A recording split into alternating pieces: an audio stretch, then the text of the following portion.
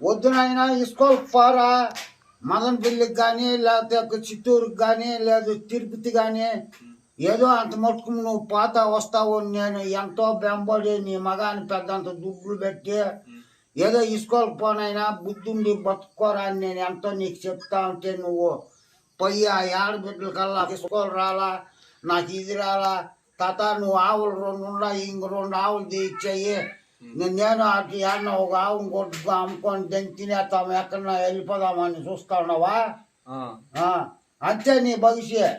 మిగతా నీకు చదువు సాము నీకు అవసరం లేదురా. నీకు లేచి పోరా, నీ నా ముందర కూర్చొని కాళ్ళు చూడయ్యా, కాళ్ళు లేకుండా అయిపోయినాయి చూడయ్యా మా కాళ్ళు కన్నా.